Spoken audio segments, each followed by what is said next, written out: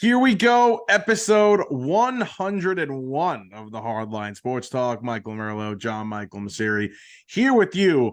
Damn, it's a mouthful. 101. Yeah, I That's was a gonna say mouthful. you have a lot of getting used to saying three numbers. It's I was three thinking digits about now, it. all I right? was thinking about it walking in my driveway. I was like, Mm-hmm. wow. It's no more like it's quick. It's long now. Anyway, how you doing? I'm doing good. Nothing's changed. Saw you yesterday. Had a good time. I should ask, how are you doing? Our good friend Michael here had himself a time last night, one could say. So Yeah. I just want to check up on you. How are you doing? Yeah, we had a lot of fun last night in our Massapequa Park. And yeah, to wake up at 6, which was brutal, and work all day, but it was good. A great night and a good day, and I'm happy to be here talking some ball. Let's talk some ball, man. Definitely talking some ball. Talk a little bit about the Yankees later on. We do some baseball because both New York teams are a dumpster fire, but the Yankees right now, sole possession of last place, not good right now. So we'll get to them in a little bit. We're also going to break down each division before the season starts. Not like a prediction, but just give you like a preview for each team in each division. So today we're going to do the AFC East and the NFC East. But first, we're going to start with running backs because lots of news this week as Josh Jacobs, Saquon Barkley, and Tony Pollard, which kind of expected, did not get long-term extensions, and they will have to play on the franchise tag if they want to play. I know Saquon Barkley and Josh Jacobs have threatened that they may not play a game. So let's start there. Are the running backs just severely underpaid, or are they crying a little too much? Well, no, I think they have a valid point. I think they are underpaid. And I think a lot of it is just a product of how the NFL is set up. I mean, the franchise tag, number one, is the biggest problem the biggest reason why these problems happen. You know, I understand that the franchise tag, the way the NFL could defend it is saying, it's not a bad thing. We're paying you as a top 5 player at your position. We are not shorting you in any way, which, yes, if you put it like that, it's not a bad thing. But when you put it in perspective and you see these players at other positions that are getting these that have a longer shelf life, like a wide receiver or a quarterback or these other premium positions, these guys that have a longer shelf life that could afford to get franchise tagged a little bit and then still get their long-term deal, that's okay with them. And those guys still hold out and have problems. I mean, we saw it with Lamar. But with the running backs, the shelf life is shorter. You go 4 years on the rookie contract, maybe 5 if you're a first-round pick. They pick up that first-year option. And then you're about to hit the open market, and then you get franchise tagged. And then guess what? At the end of you getting franchise tagged 1 or 2 times, you're either declining in production or teams are predicting that you're going to decline in production, so they don't want to give you a long-term contract. So I agree with the running backs. I think that it's gotten out of hand now. It's a little ridiculous. But I think that there's no real way to fix it, because how I would fix it is bash the franchise tag, just get rid of it. That's not going to happen. So I think that we may see it where they might change the rule for running backs where they cannot get franchise tag past a certain point because, Saquon Barkley, obviously first round pick, 5th-year option picked up. There's a chance that Saquon Barkley doesn't hit the open market until after his 7th season, which is kind of crazy. Right.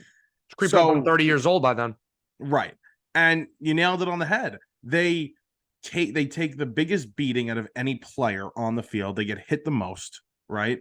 They touch the ball the most, other than the quarterback, out of any other skill position. Obviously, they touch the ball the most. I mean, I remember when Le'Veon Bell was holding out with the Steelers, his whole thing was, I touch the ball so much more than Antonio Brown. Why can't I get paid at least close to what he's getting paid? And you can understand it from, I think, a Le'Veon Bell standpoint. I think he's a little different than these guys, as important as Saquon Barkley is to the Giants and Jacobs is to the Raiders. But is it true that the franchise tag, like the salary, is it true that the running back position is the only one that the salary's gone down in history? Because it's gone down. The way that they do it is like I said, they take in terms of top 5 of your position, they take the top 5 players at your position and what they're making, they take the average and they pay you. these running backs now, they're not getting big contracts because a lot of these teams aren't willing to pay them and they're franchising them and then they just fizzle out and whatever happens. But yeah, I mean, the position is underpaid. The money, we see with the quarterbacks now. We talk about Daniel Jones getting $40 million. Geno Smith, $130 million, $130 million over what, 3 years he got or something like that. So you have these guys making this big money that's increasing and increasing at these positions. Even we saw Mahomes get this massive contract. And we're like, whoa. And now that was a couple years ago. Now at this point, we're like, it's not that When bad. are they redoing that contract? Right. It's not that bad. So that's not happening with the running back. So yes, I mean, the franchise tag, I don't know what the numbers are. I would have to look at them, but I'm sure that the number isn't getting bigger. And this is coaching, right? This is scheming because coaches are saying, well, running backs, you don't need them to win. It helps, of course, you need a running game to win, but the star running back that's making a ton of money, that's taking up a big chunk of your salary cap, we don't see these teams winning Super Bowls, going to Super Bowls, winning divisions, etc. I think it's a coaching thing. I think that's where we have to, put the blame, because these teams that are so successful, their offenses are run through their quarterback. Obviously, their quarterback is the most important part, and if they don't have that part of their game going, you're not going to win. It used to be where you could just run there used to be a time in football where you could just run the ball and play defense. That's how the Giants won a couple of their championships. They ran the ball and played great defense, and they won championships. You used to be able to do that. You can't do that today. So the game has just evolved overall. It's a passing league. You need your quarterback. You need a quarterback. That's why a Daniel Jones gets paid $40 million. What were the Giants' other options? We could go through it for so many other teams and how they've paid their quarterbacks. That's just the way of the world now.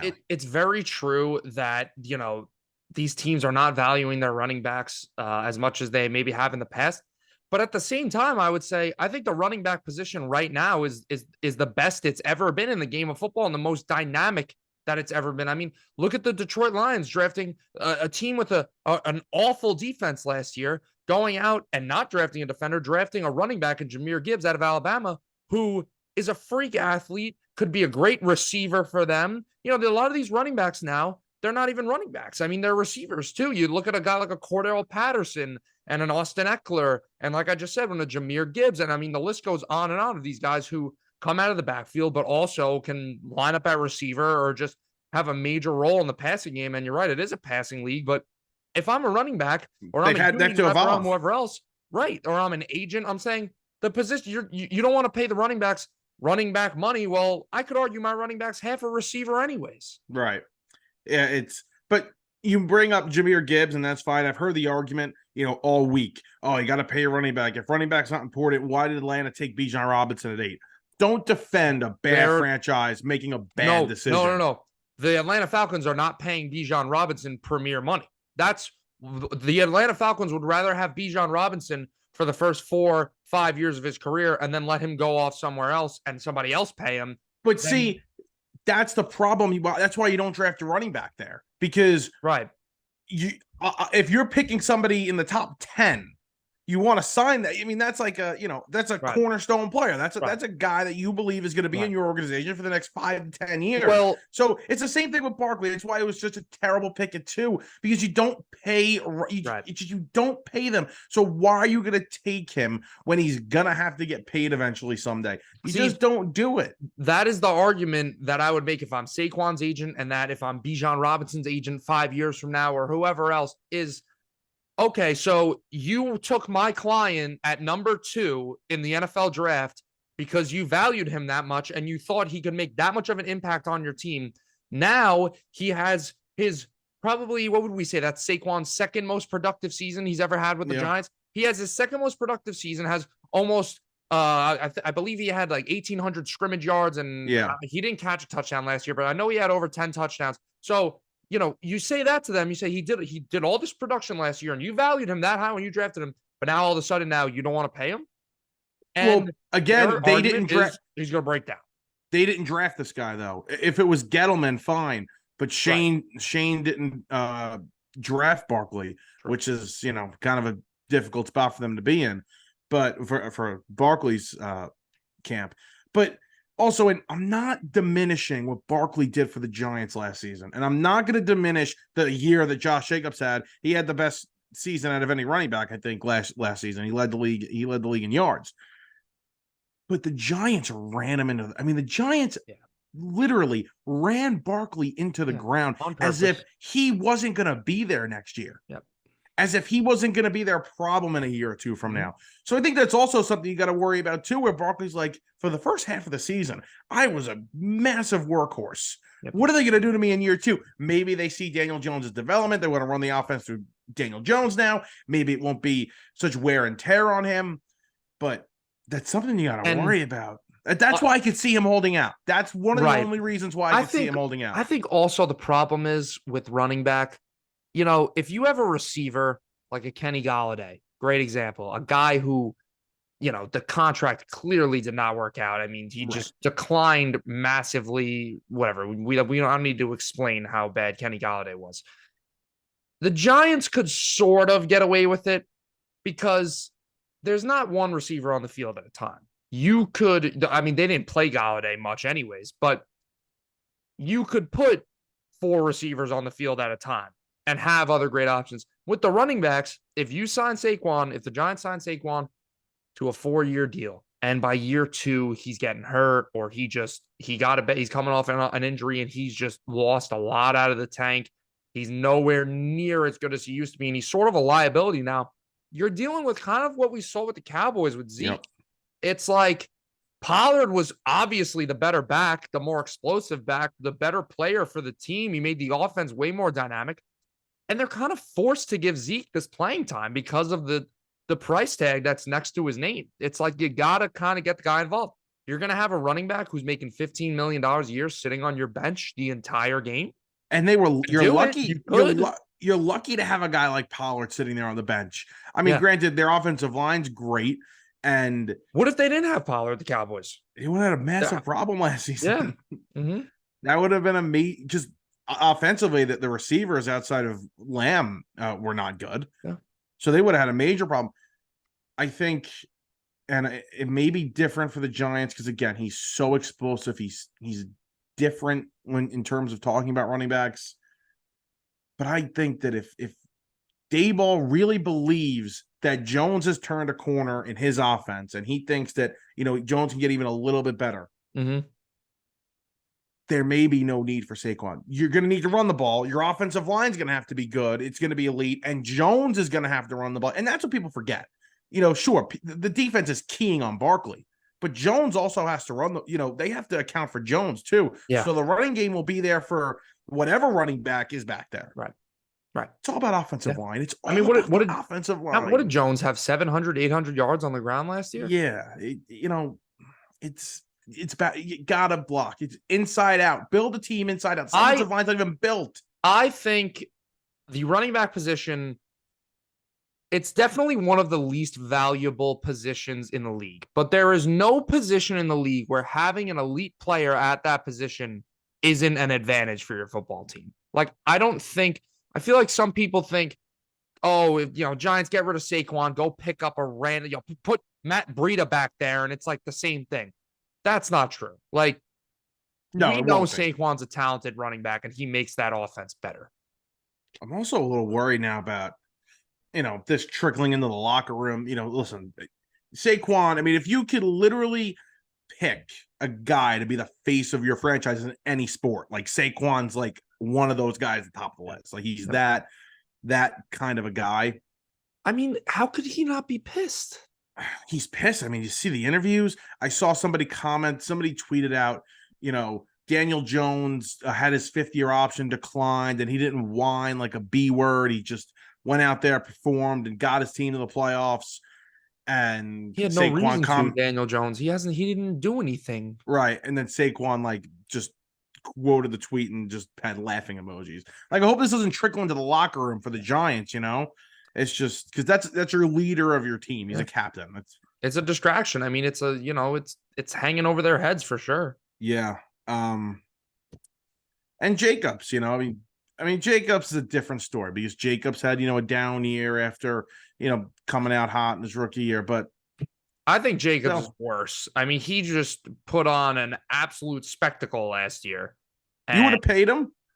I would have paid him. He's great. He's a great running back. I mean, we're gonna do our top 10 running backs list, and I could go on about how great Josh Jacobs is, but he was fantastic. Like he was like a true workhorse. He had like 90% of the touches for the running backs on that team last year. And what did you get? 1,800 yards, 1,600 yards, something like that. He had a Yeah. fantastic season. And like a legit one, not like they just shoved the ball down his throat and he just accumulated stats. Like he legitimately won them games last year. Right. I'm excited for this list. I mean, Pollard again, just quick. I mean, Pollard's coming off the injury that he suffered in the San Francisco game. I don't think anybody expected him to get some sort of long-term contract. Yeah. I mean, it was his first year as like the true workhorse back. And he still wasn't, Zeke had a lot of touches last year still. Yeah. It wasn't his backfield like it is with Saquon and Jacobs and guys like that. Now he's going to have a chance to get a big time payday. And I read a report today that most likely the Cowboys, even if he has a huge year, the Cowboys might just let him walk. The Cowboys are not going to pay him. They're not going to make that same mistake, especially if the offensive line's built. Cowboys got a little problem on their hands. Zach Martin. They got to pay Zach Martin. You see, Zach Martin might not be coming to camp. Yep. You see all these problems that happen, and it's not. I'm not saying it's the Cowboys' fault. It's just a matter of it's the reality of the situation. This is what happens when you give $40 million to your quarterback. It's why these teams try to build when their quarterbacks are on these rookie contracts, because it's like it's go time. Like we can't afford all this stuff when we have our quarterback making $40 million a year.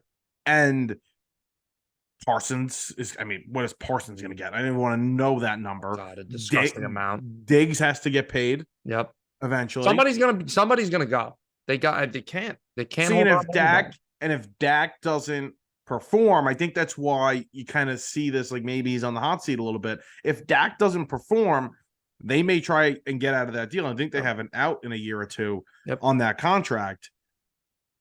Start fresh. Go get a quarterback. Who knows? I'm still a Dak guy. Yeah, me too. You want to do this list? Yes, sir. Top 10 running backs. Kind of loaded here. A lot of guys left off that you can make an argument that they could be on the list. JM, why don't you start first? Okay. Before I start, I'll give a little, like I usually do with all my lists, I give a little explanation of my thinking here. So, same thing. Taking into account last year, even the year before that, because I feel like this is a position where you see a lot of injuries. So you go back another year. But running back is tough to rank because this isn't fantasy football. Like we're not just going based off, oh, this guy had that many yards and blah, blah, blah. A lot of this is I've got that Football Outsiders account. So I look at a lot of these advanced stats that show you how productive and efficient these running backs were. A lot of this is just overall body of work. What kind of running back are they? How big's their workload? And right. And also just who would I rather have on my team going into next year? So all those factors account for. So my number 10, and just based on last year alone, he should be higher on this list, but I'm just going to keep him at 10, is the new running back for the Carolina Panthers. I have Miles Sanders as my 10th best running back in the NFL. Speaking of advanced statistics, he was in the top 5 in the NFL in 5 different categories out of the 6 categories that Football Outsiders offers. He was in the top 5 for 5 of them. So, and the other one, he was 6th. So Miles Sanders had a fantastic year last year. Now, a lot of running backs have a good year behind that offensive line with the Eagles. Don't get me wrong. But we saw what Miles Sanders did his rookie year with, I think Reich was still on the coaching staff that year. We saw what he did with Frank Reich with the Eagles in his rookie season. Had a great year, caught a lot of passes out of the backfield too. Last year, puts up a 1,300-yard season. The reason why I mentioned Frank Reich, he's the coach of the Carolina Panthers now. Sanders meeting up with him again. So I think Sanders could have another great year here in Carolina. He could help out Bryce Young a lot, a guy who can move like a Jalen Hurts can. And I think Sanders kind of deserves the respect here. I'm shocked that he's on this list considering the year he had in 2021, but 2022 was spectacular. Yeah, and notice how he did have a good year, but he played behind a fantastic offensive line. He played with arguably the best running quarterback last season. He's a big time rushing threat. He didn't get paid much. I mean, that contract was it $5 million, I think, a year he's getting from Carolina. So running back money. Yeah, it's running back money. So no, just remember when DeMarco Murray behind that great Cowboy offensive line went over to Philadelphia and got paid, and that did not work out. But that's interesting. That's very interesting. All right, number 10, I went with Alvin Kamara. Almost like a respect thing, like having him on this list. He's ultra talented, like we talked about before. He's basically a receiver too. Banged up last year. Is he going to be suspended this year? Probably, right? He's going to miss some games this year, but still ultra talented, and that's really the only. I wanted to leave him off, but I was like, I'm just going to put him. It's sort of a recognition pick. Yeah, like just he's 10. That's it. I got you. He's good. Okay, so we just talked about him. I have Tony Pollard as my 9th best running back in the NFL. Okay. Had a 1,000-yard season last year, 9 touchdowns, was a factor in the passing game as well. Had 39 catches for the second year in a row, 371 yards. Pollard is one of these guys where the eye test is valid. I mean, you look at him play and you say, wow, that guy is an explosive running back. He makes that offense very dynamic for the Cowboys. And I think that Zeke's departure is really going to kind of take the training wheels off and let's go to work here. And I think he could be due for a huge season in 2023, especially what you just mentioned, where the Cowboys might tell him to walk after this year. And if they take a Giants approach like they did with Saquon this year, they might run the hell out of this guy. They're going to run him into the ground. Yeah. And that's why he's one spot higher on my list. I got Cook at 9, Dalvin Cook, free agent Dalvin Cook. Don't know where. I think he's going to be in Miami, but I actually think he should be with the Jets. But we'll get to that in a little bit when we talk about the AFC East. I got Cook here. It's funny because Dalvin Cook, for a couple of years now, he's played with Alexander Madison, who's a pretty good running back too there, and it's been a nice little duo. Yeah.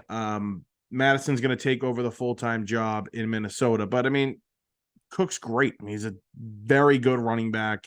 Runs hard, more of your traditional guy. They use Madison a lot out of the backfield to catch passes. But, again, Dalvin Cook had some very, really good years over there in Minnesota, and he lands at 9 here. Okay.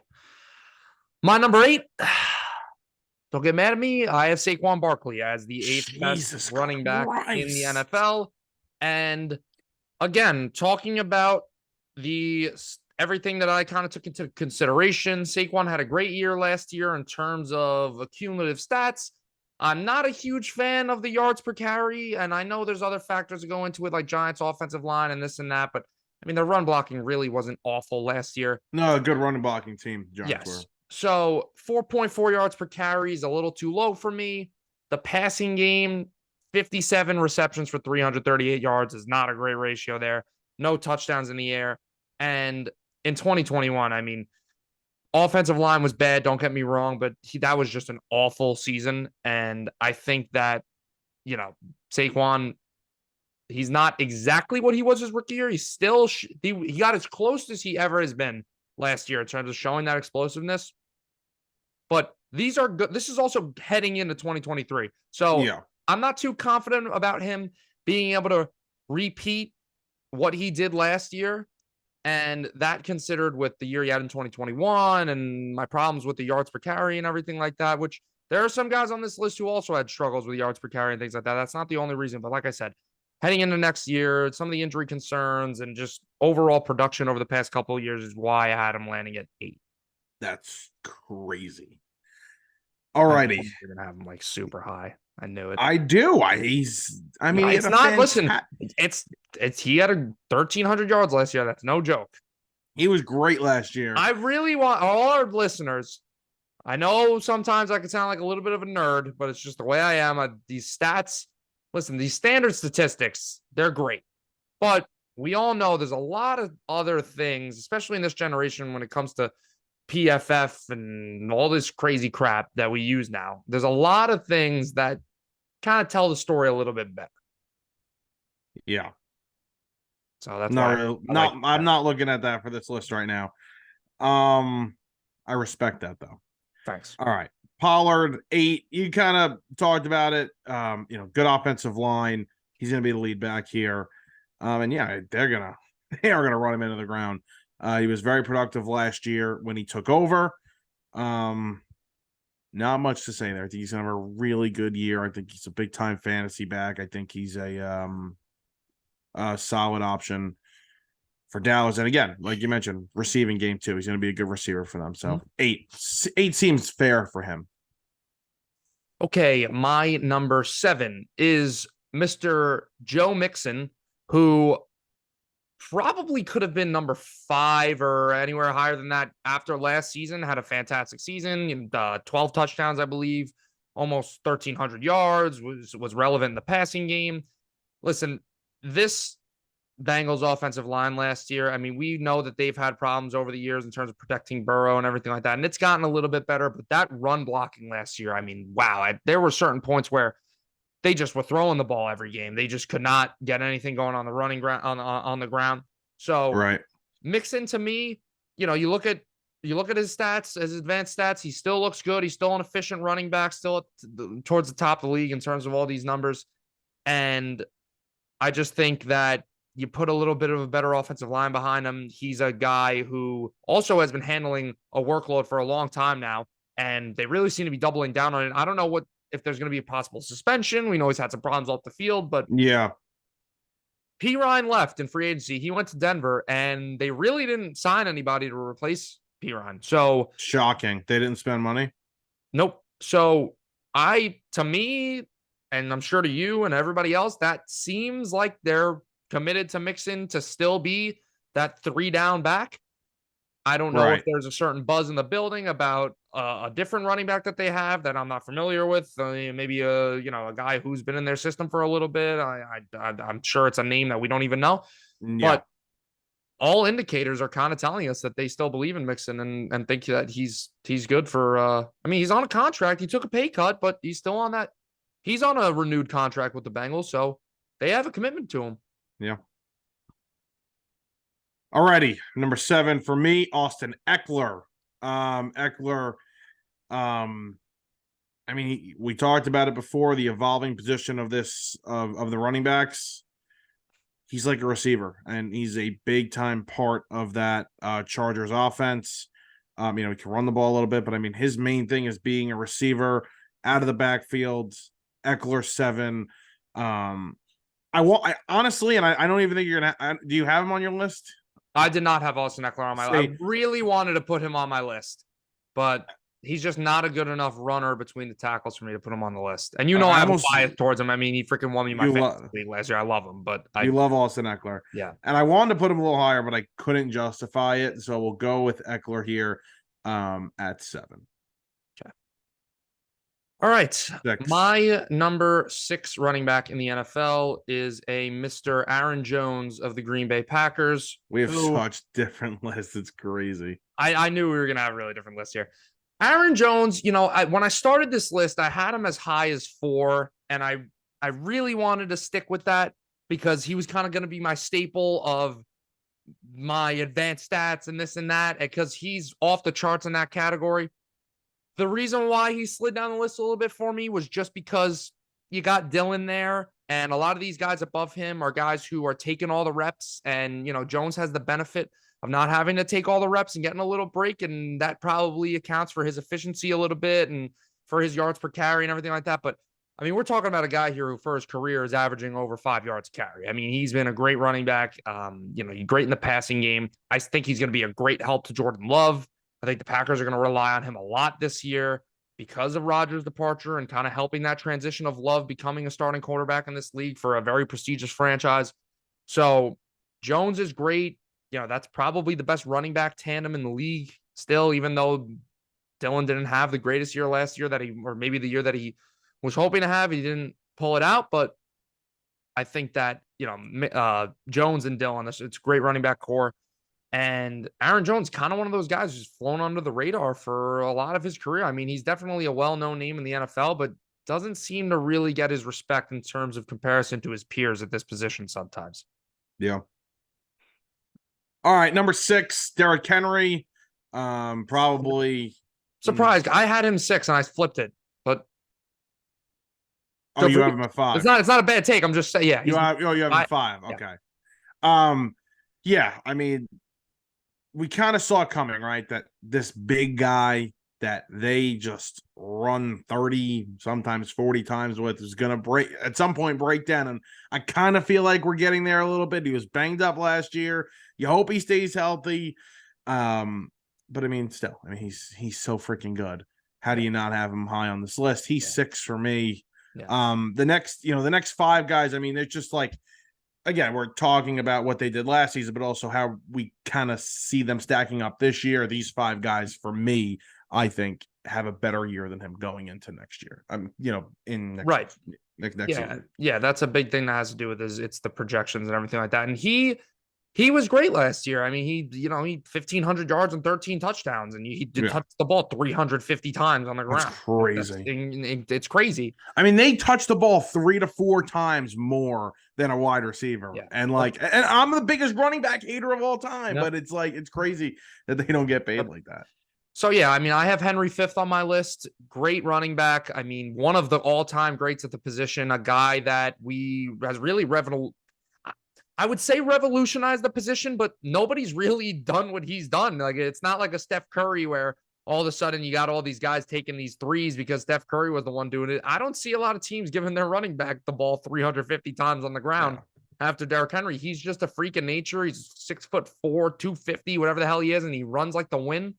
Great running back. But like you said, projecting into next year and seeing the way his efficiency's gotten a little worse in terms of on the ground and yards per carry and everything like that, I've got him at 5.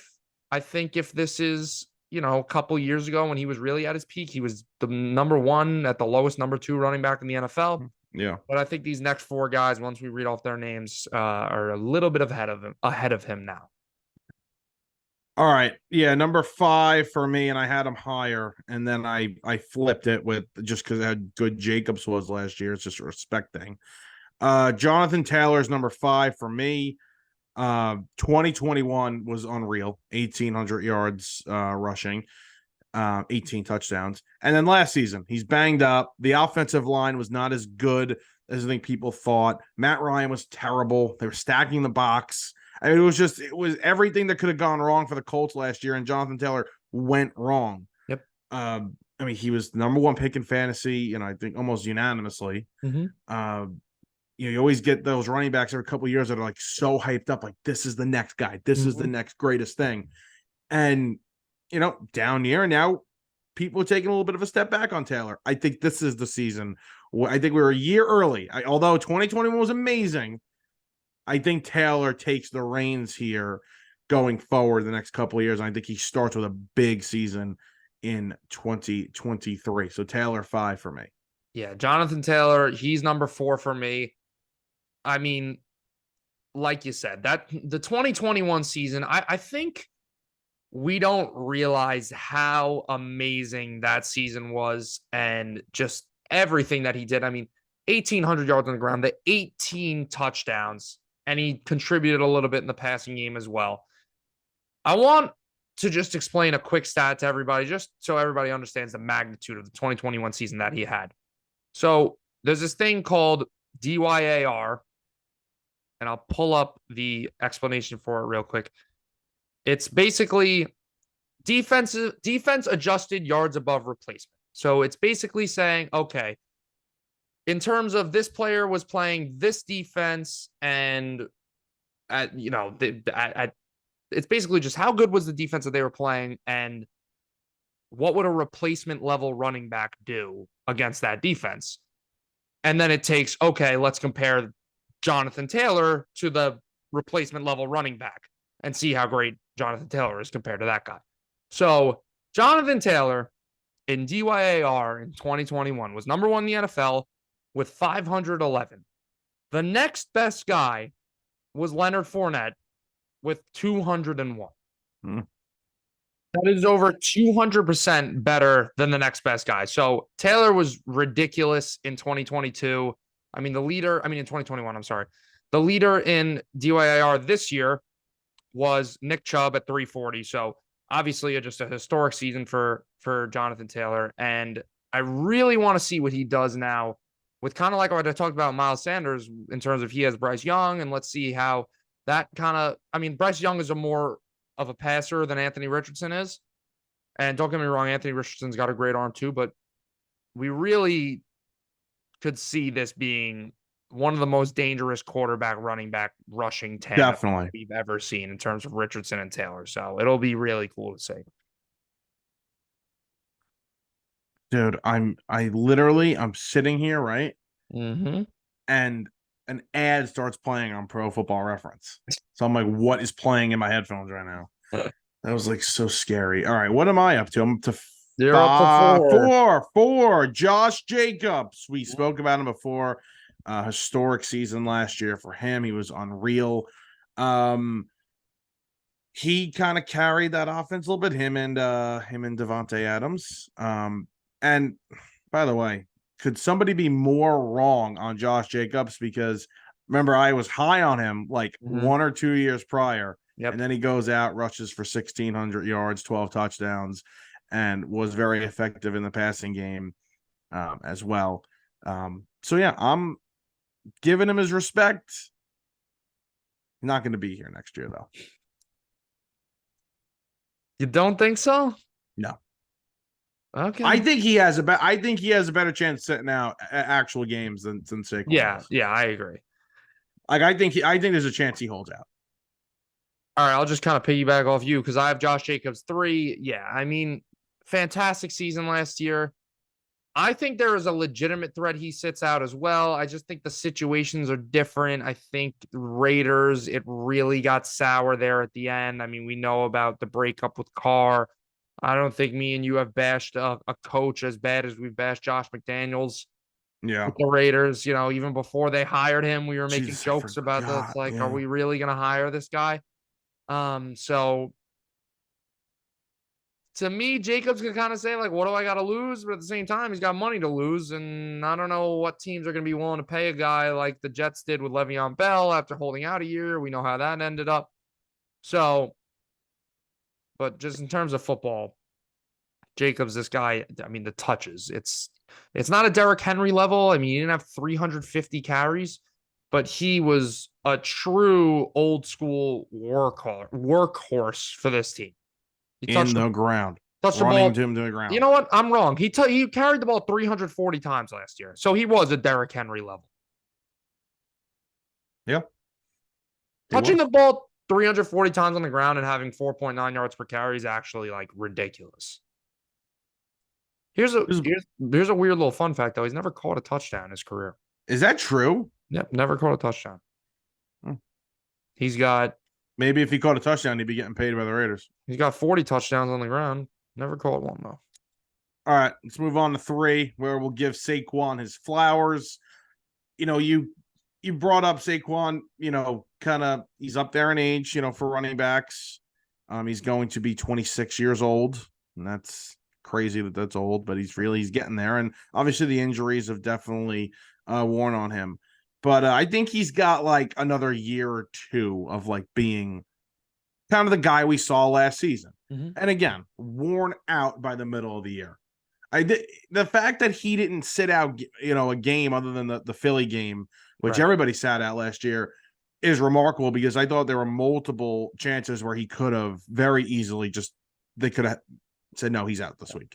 But he played through injury for sure. He was very impressive. Again, like you mentioned, was this better than his rookie season? Probably not. No, it wasn't, because he was massive receiving wise, 91 catches, 721 yards. But like the closest thing we've seen to him in his rookie year form. Hopefully he stays healthy, because again, we've only seen 2 seasons of him fully healthy, and they've been special. So let's hope he can stay healthy this season. He's 3 for me. Right. Well, it's not even the age. It's just, like you said, like he's had the injury. Wear and tear. So there are guys in the NFL who are 26, 27 years old, running backs that are at the top of this list. But it's just, like you said, it's the injuries. He feels older than he actually is. Exactly. Okay, number 2. My number 2 is Christian McCaffrey of the San Francisco 49ers. I mean, McCaffrey is another one of these guys where he's just so dynamic. You know, you talked about Eckler, who's basically a poor man's McCaffrey. I mean, like I said in the beginning, we're not playing fantasy football here. So, you know, we all know Eckler isn't the greatest runner. And, you know, a lot of his stats are a bit inflated just by all the crazy volume he gets in the passing game. I mean, what did he catch? Like, he had like 5 yards catch Yeah, last year. 85 catches Yeah. for hold on. One. Eckler, I thought he had like 107 or something. Oh, sorry. I thought we were talking about McCaffrey. No, I'm talking about Eckler. Oh, I'm sorry. But anyways, moving on to McCaffrey. He is a guy who truly does both, and his stats match up with how great of a player he is. I think we saw it immediately when he came over to San Francisco last year. I mean, just made that offense immediately way more dynamic. And but it was no lackluster offense when he came over, but you saw that new style that he brought there and how creative and dangerous that offense is now because of him being there alone. So, you know, that's a guy who has gotten paid and he's dealt with a little bit of injury, but he really doesn't look like he's lost a step. So, to me, And you know what, though? And it's worked out because for the team that paid him, Carolina, they were able to trade him and get, you know, a nice return back. yep. For San Francisco, I think a lot of it was signing bonus. I don't really know exactly how much they're paying, especially on the cap. Mm-hmm. But they give up a lot to get him. Shows you that San Francisco could basically do whatever they want. Nobody's really going to question them, like even if it's against the grain, you know, of what a lot of these NFL teams are doing. They're allowed to just do whatever the hell they want. Right. But yeah, just super impressive what he's able to do. He's 1 for me. Chubb is 2. You know, I understand how Chubb is like literally he's like boring, right? It's almost like he's boring. He's just like such a good runner of the football. And he's not that, you know, I mean, he's a great fantasy player, but he's not the most popular running back when in terms of fantasy. But he's just overall such a solid runner of the football. 1,500 yards last year. I know you're going to get into it big time with him. Not really a factor receiving wise. But yeah, the second best running back in the league for me. I'm going McCaffrey 1. I'll take Chubb at 2. Yeah, I had Chubb at 1. You know, just not even a great pass catching running back. I mean, I think they're starting to try to get him a little bit more involved, and Kareem Hunt's gone now, so we'll see if they tick it up a little bit with him in terms of the passing game, but they really don't need to. I mean, you ask, I think he was at the top of the list also on Jeremy Fowler's list. Yes, he was. Asking, you know, so no season this year in his career with under 5 yards per carry, which is just a phenomenal feat. He had the most rushing yards he's ever had last year. He had the most touches he ever had last year on the ground. And, you know, just this guy, I mean, you watch him play. The Jets played the Browns last year. You need at least 2 guys to bring this guy down. You are not arm tackling this guy for sure. And he really is just one of the greatest running backs I've ever seen in terms of a combination of power, speed, agility, vision. Like he literally checks all of the boxes. So yeah, pretty I wouldn't say it was, you know, this wasn't a Mahomes level of easiness in terms of who to put at number 1, but I really have like no doubt in my mind for myself that he's the number 1 running back in the league. There's another ad play in my ear.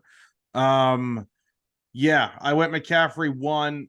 You know, JM really spoke about it. I mean, you know, he's so dynamic. Fantastic receiver, 85 catches last year. And he's in the perfect offense. I mean, that running game in San Francisco is probably the best overall running game in football. And I think you're just going to see if he's healthy. I mean, just another monster season from McCaffrey that's going to have him at 1. Very excited to see what he can do. Again, like I mentioned before, like nobody trades for running backs, and you know, a contract that may actually have worked out for running back where he played and was good during the contract after he gets paid.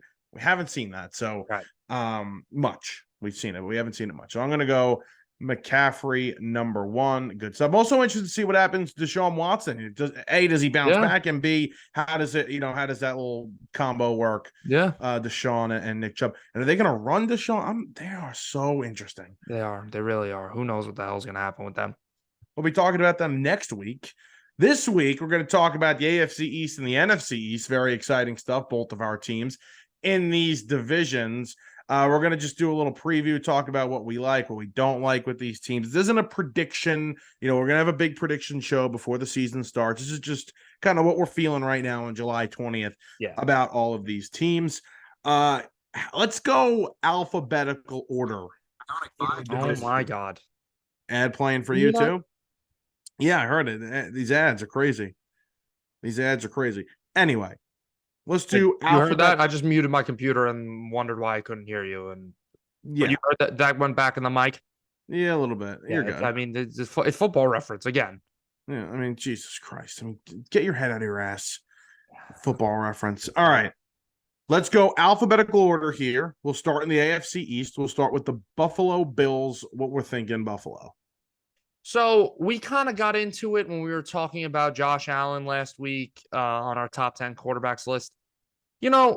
This is a team that has obviously been a massive contender in the AFC for a couple years now. And we saw in the playoffs, a sketchy wild card victory over what was that guy's name? Thompson or something? Yes, Skylar Thompson. Skylar Thompson led Miami Dolphins, who was the third string quarterback, 7th round pick, whatever the hell he was.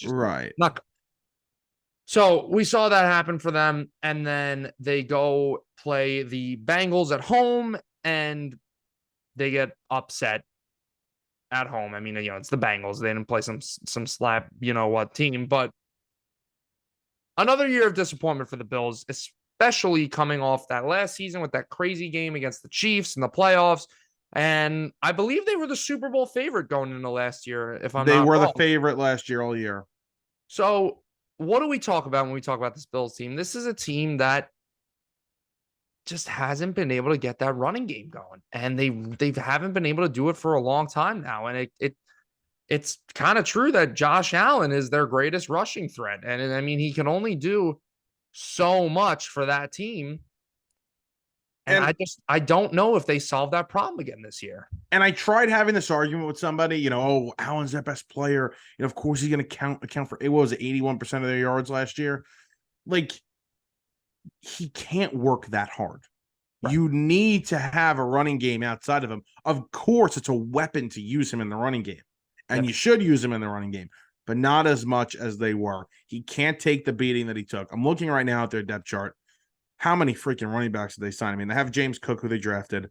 They signed Damian Harris. They signed Latavius Murray. They have Naheem Hines also there. I mean, they got 4 running backs that legitimately could be used on any team as like a 2 or a 3.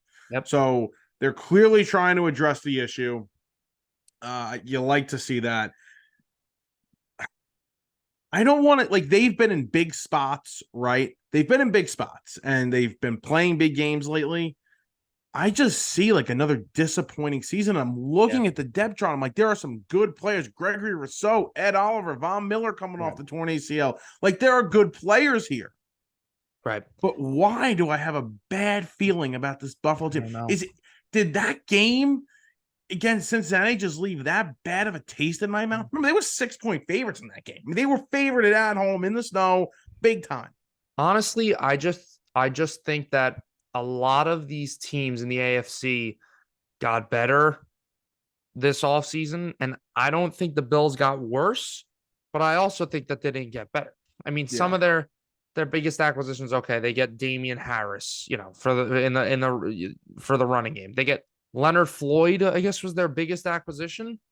And besides that, nothing really too crazy. Singletary leaves in free agency, whatever. Some of these guys leave in free agency that you kind of Tremaine Edmonds is the only big one that left in free agency. Right. So, the Jets got better. The Dolphins got better. The Chiefs really didn't lose anybody, and then we know the Chiefs, they're going to be great. The Bengals are going to be great. So did the Bills do enough to kind of clean up what their season looked like at the end of the year and make themselves a legit They were contender just again. so gross last year at the end. Like they were I know. just so like you're waiting for them to be that exciting team. You're waiting to see that 2021 AFC divisional round game against the Chiefs. You're waiting for that, and you didn't get it. Right. I think that's what was. So, I mean, at least for me, I'm sure you were Right. not waiting for that. You not want to see them succeed, Right. but it was so unsatisfying. Yeah. And of 100%. course, having them big in that Bengal game just made me want to blow my brains out. But anyway, all right. What's the next alphabetical order? Miami Dolphins. Miami Dolphins. I'll start with the Dolphins here. Okay. I'm a fan of these Dolphins. You know, I don't want to say like they are in the class of like the Chiefs or, you know, the Bengals or, you know, even the Jets, like on paper wise.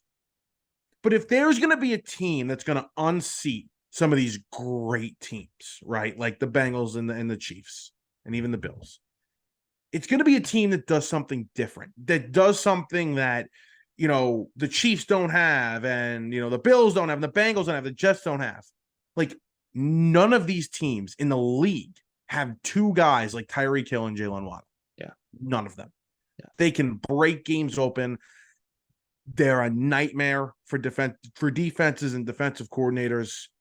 Like they have these two guys. If Tua is healthy and getting these guys the ball, I think they should sign Cook, have a three-headed monster in that backfield, and go for this. I know you don't love the defense. I love Christian Wilkins. I think he's underrated as a defensive tackle. I think he's really good, especially pass rushing wise. He's fun to watch. Jalen Phillips is a beast.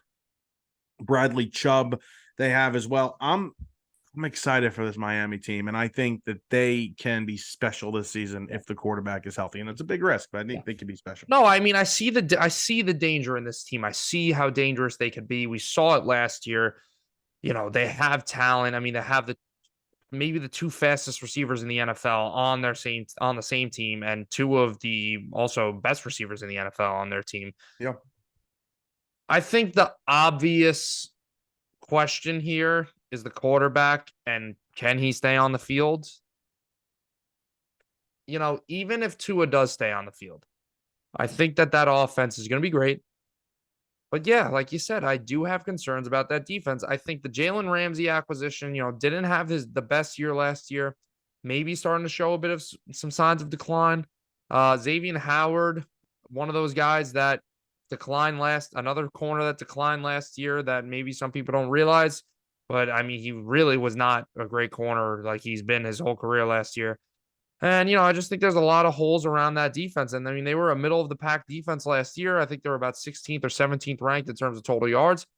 And will they be able to patch that up this year? Does Jalen Ramsey get that done?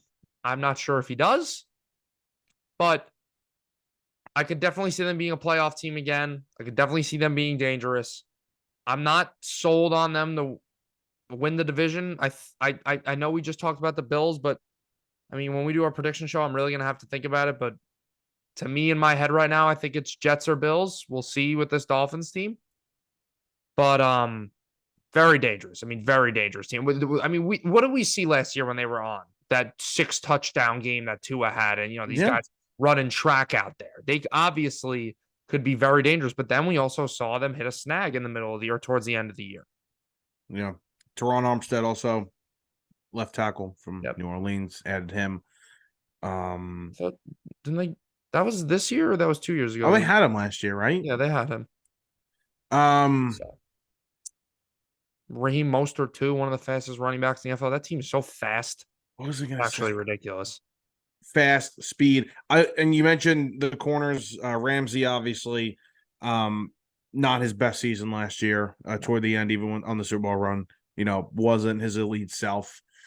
I think going over there, being with Howard, I think it's going to help the both of them. I don't expect them to be at an elite level, but can they be better than they were last season together?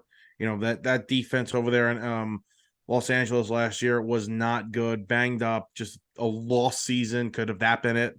Playing on a lost team on a lost season definitely could have affected Ramsey's play as well. So let's see him He's not the best corner in the league, as Madden says, but Yeah. he's still a very talented player, and I'm Yeah. excited to see him over there. Okay.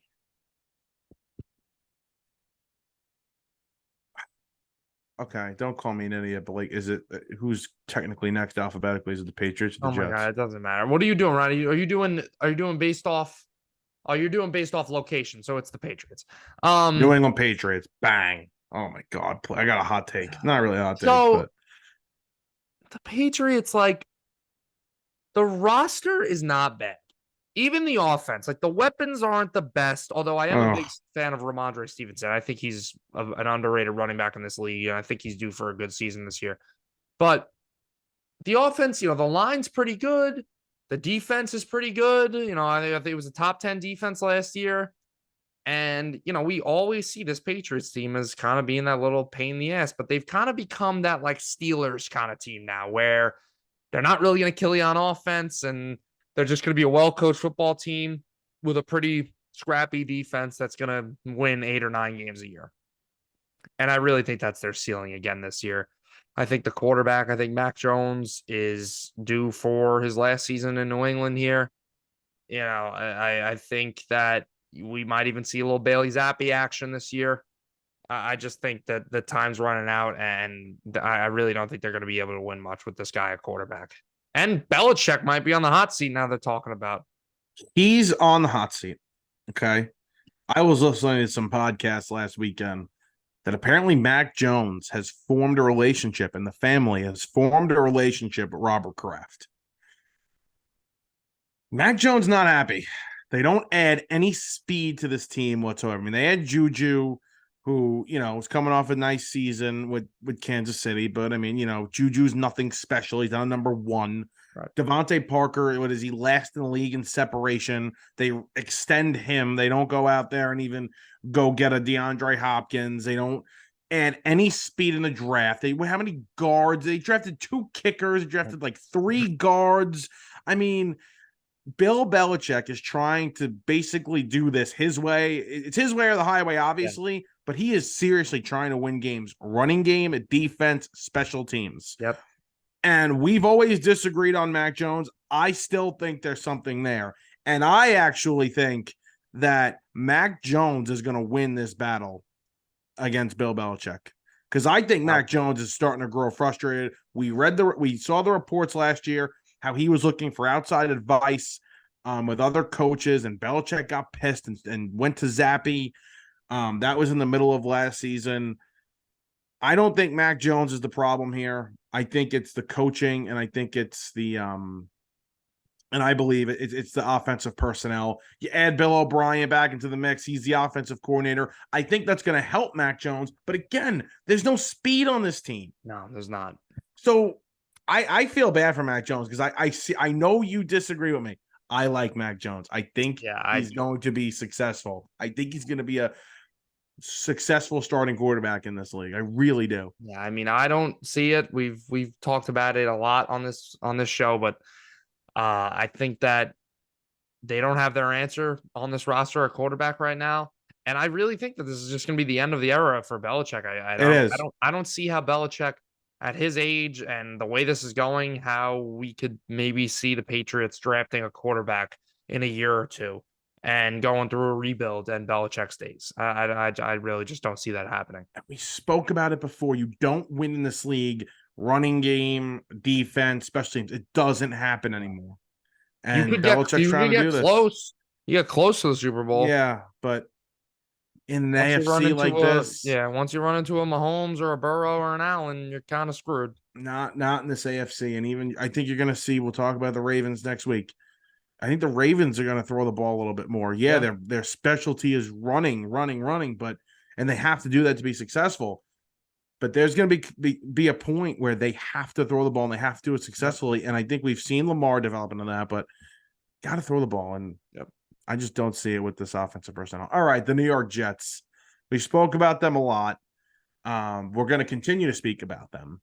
But let's hear it's you. What's going on? Yeah, I mean, we could be short about the Jets. We talk about them nonstop, but there's not too much concern about this team in terms of, I guess the one thing we could be concerned about is how great is Rodgers going to be, but I really don't think that's a massive concern because I remember when we were talking about it, months prior to this episode, before Rodgers was a Jet, and we are saying, what are the Jets going to do with their quarterback situation? And we said, even if Rodgers isn't the MVP guy that he's been over the last 2 years, even if he's playing at a top 12 quarterback level, I mean, that's a massive upgrade for the Jets. And, with that top 5 defense of theirs and the weapons that they have on that offense, they'll be just fine. So I think just the major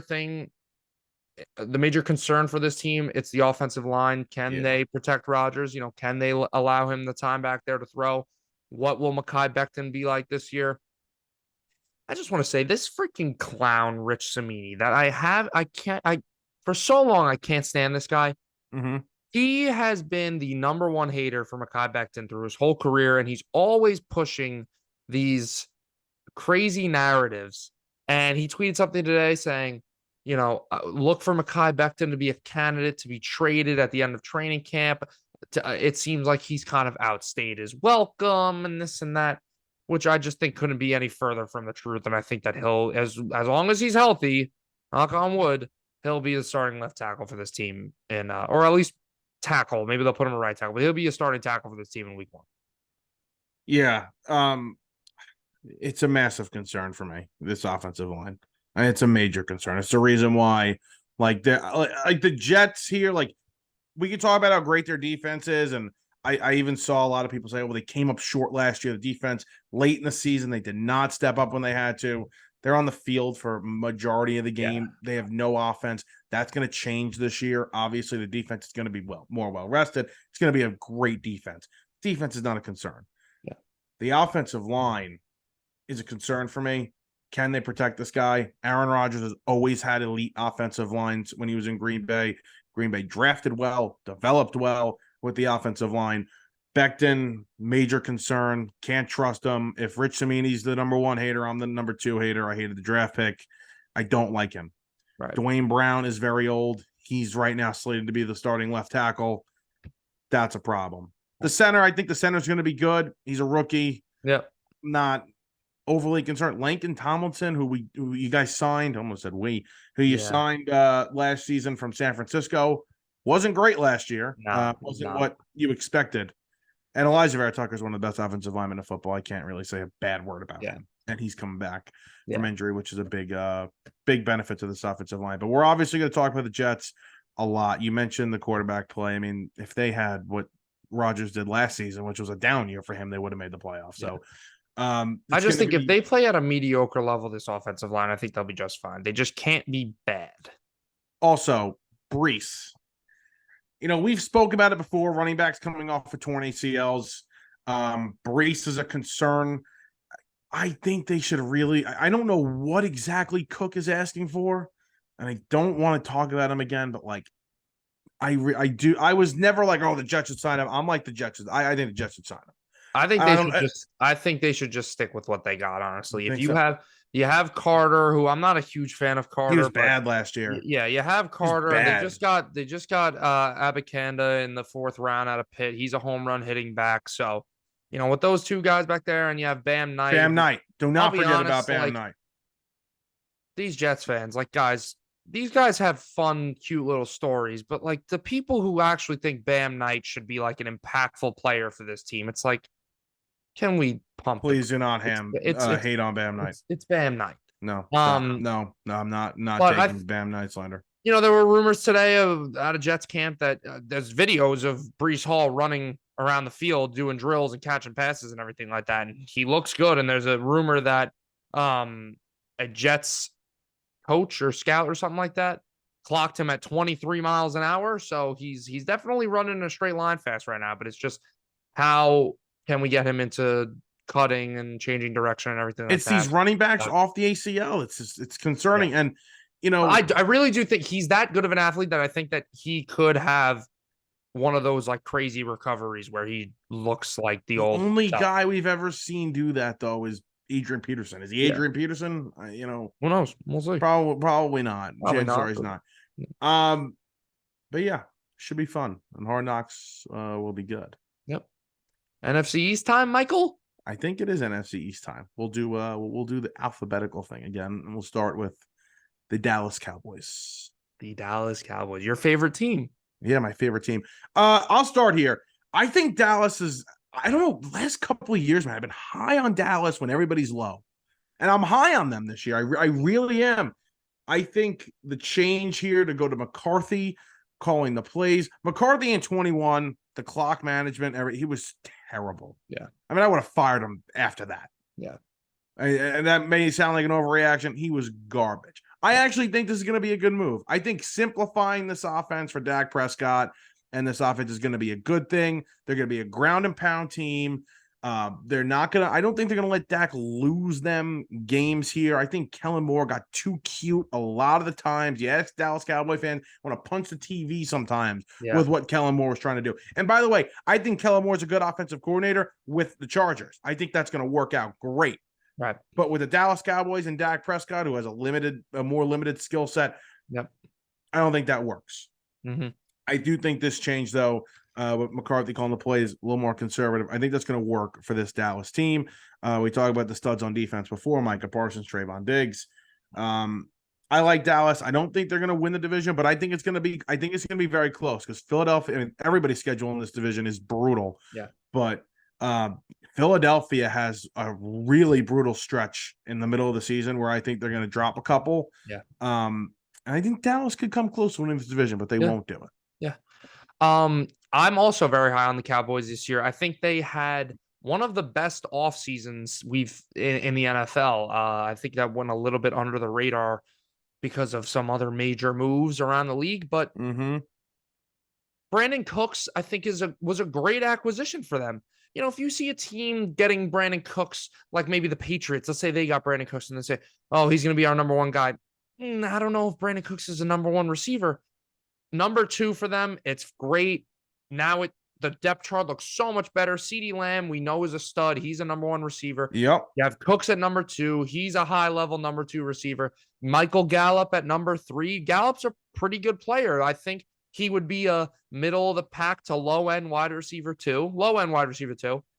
Wide receiver three, that's a good wide receiver three to have. So agreed. I think the weapons are there for him. We talked about Zeke on our top 10 running backs list. He didn't make the list, but when we were talking about Pollard, we talked about how Zeke is gone now, and that should open it up for Pollard a little bit more. So I think that'll help out Pollard. That'll help out the offense. The offensive line is great still. And then you look at the defense, some of the studs on defense with Lawrence and Parsons and Diggs. And they also get Stephon Gilmore, who's getting up there in age, but he's still a good player in this league.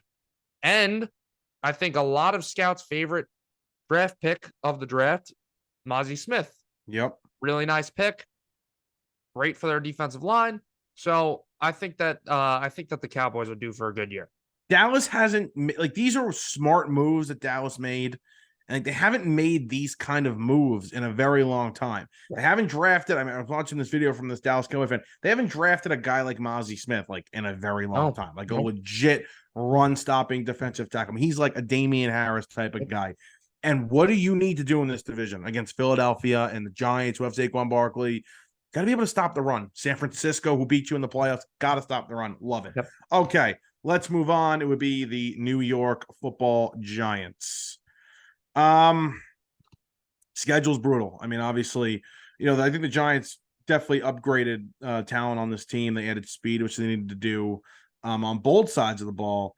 Obviously, still a question with Saquon Barkley, but this team should compete. They're not there yet. They're still not done building this roster. I don't think they're close to building this roster to where it needs to be. Haven't closed the gap completely on Dallas and Philadelphia. Their rosters are still much better. So, can the Giants compete for a playoff spot this year? I think that's the question you got to ask. Can they win 8-9 games? If they do that, I'll be impressed, with a really difficult schedule. And I hope they do. And I think I think they should. Yeah. I think there are some major concerns with this team just because of what you said. The schedule is a little tougher. The division did not get easier. We've talked about the Eagles and the Cowboys, and I do think the Commanders are even going to be a tough team to deal with just because that defense is so great. So, the Giants, they had a nice year last year. I just don't know if I could see this team going 2 years in a row with winning double-digit games. I mean, they won 10 games last year.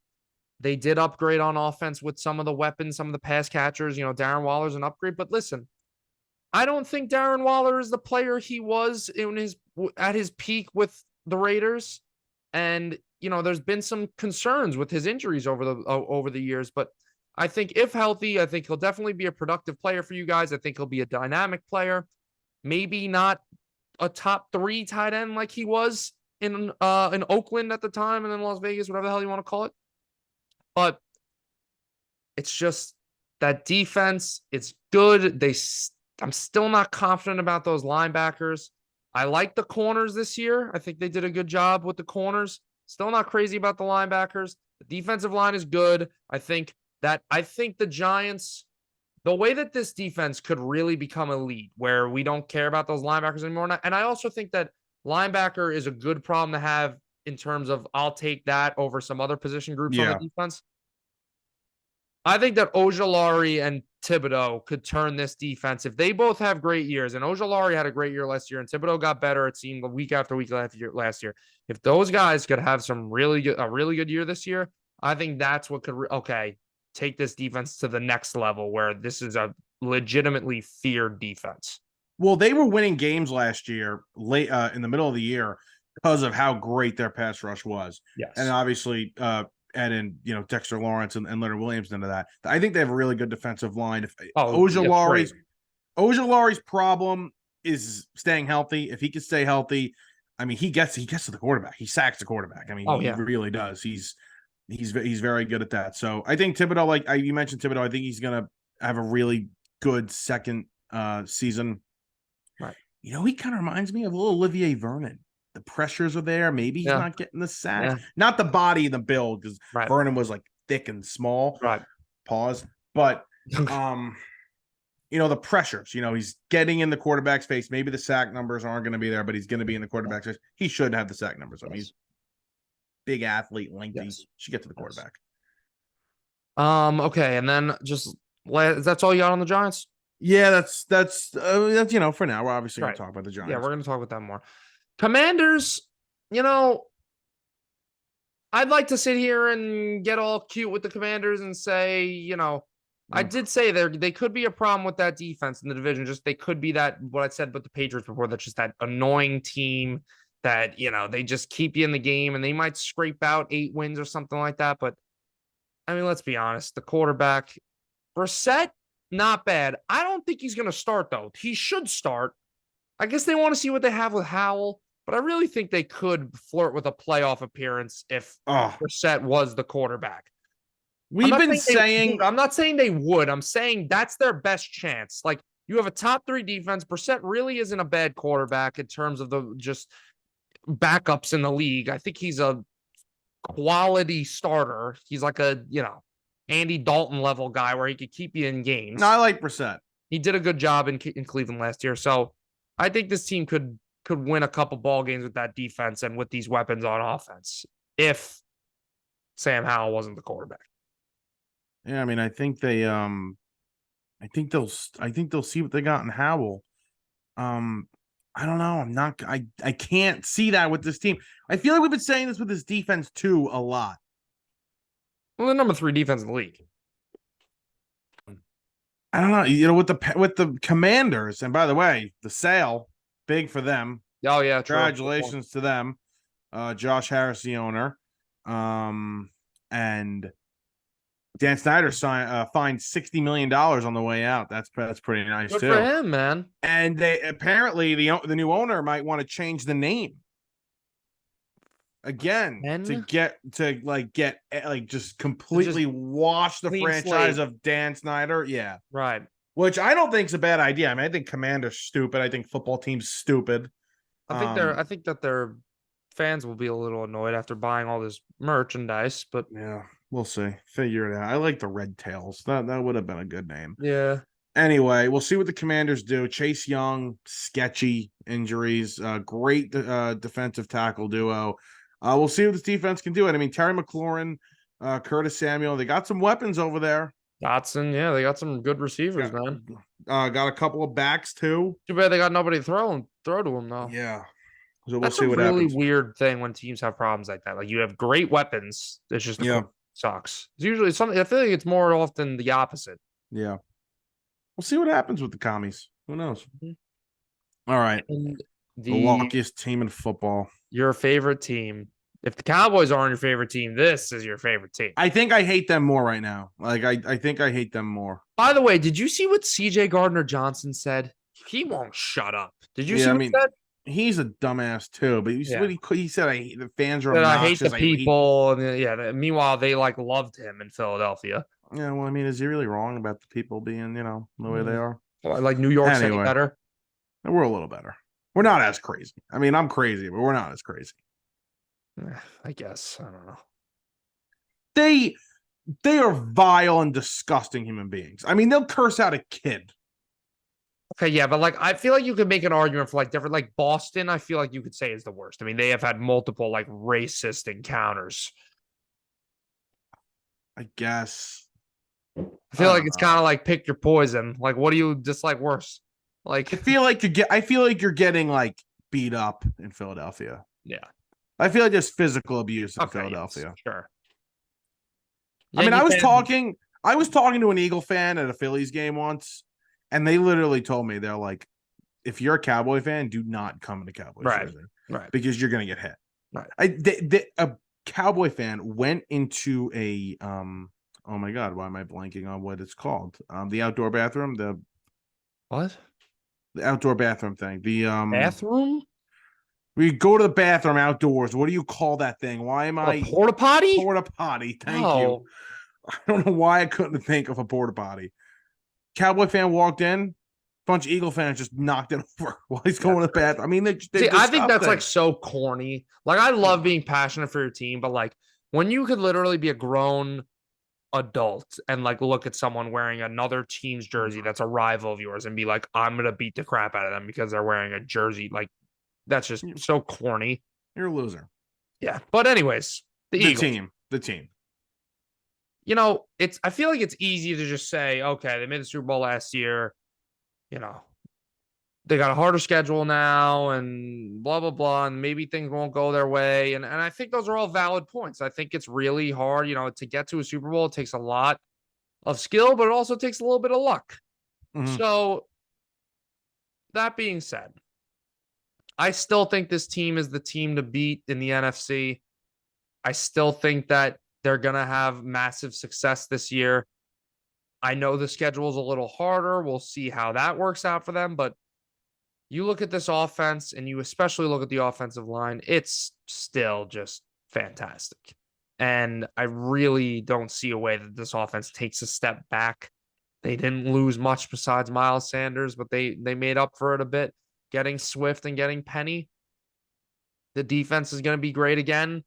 I think that has a little more potential to take a step back in terms of just overall production. I think that, losing Gardner-Johnson, now those safeties are a little sketchy. And then playing better teams. Tougher schedule, yeah. But they had a great draft again. I think that not Josh Sweat. I think that Jalen Nakobe Dean. What's wrong with me today? No, Nolan Smith. Jalen Carter. It's late. Nolan Smith's the guy. He was the one who had that ridiculous combine, right? Yeah, glasses looks like a nerd. Yes. Yeah. So nerd. I think the defense could also be great again, but we'll see. It takes a lot. And their front is have a great season. Their front is just it's unreal. I mean, it's front sevens in this. It's or at least the defensive lines alone in this division are good, pretty good. Every team you look at their defensive line, you're like, that's a good defensive line. Yeah, quarterbacks can get beat up. That's good. Mm-hmm. But yeah, Jalen Carter, obviously, you could have made the argument he was the best player in the draft. And he falls. Of course, he falls to them. They trade up and they go get him. Whatever. Not like 5 of the teams that were sitting right there couldn't use him. Yeah, no, please. Let Philadelphia get him. No, draft a running back. Right. Yeah, no, good. Let him fall. Now trade back again, Chicago. See, I thought they were a legit threat to get Bijan, actually. I thought that was a real possibility. Could you imagine that? I mean, that would be so terrifying. Behind that offensive line, I mean, you could have made. See, with them though, you could have made the argument. Yeah, their team is just completely so built. Yeah, but this is obviously a better pick. Yeah. And you get no one's. I don't want to talk about them. They're great. The offensive line, a year older, they're still really good. They'll still be able to run the ball incredibly effectively. Hurts, I think, we've kind of said it last time. You want to see it again. You want to see him be elite again. But I think we both expect him to be like that. I think we both expect him to be elite. I do think losing the offensive coordinator is going to be a little bit Steichen. Yep. And the defensive coordinator. Yeah, but Gannon. He's a little nut job, it seems like. He's a little weirdo. I think they're fine without Gannon. The offensive coordinator thing is the problem. So we'll see if that has any effect on, the offense. But in terms of them being elite, I love DeAndre Swift. Like, I think if Swift's healthy and he's like the main back, I think he can rush for like 1,500 yards.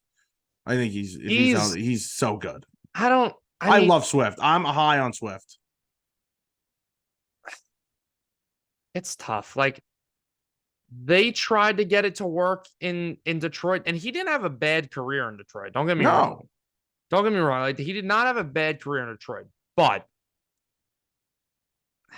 I don't know if I don't think they'll treat him that way. I don't think they'll give him that many touches to get to that many yards. Plus, I think Sanders, I think it's crazy that he had that many yards last year because of just how much of a threat Hurts is on the ground too, which is crazy that they could get that many rushing yards as a team. But I think that they're really going to use Penny a lot, and they're going to use some of Boston Scott and Smallwood, these guys who have been here for years now.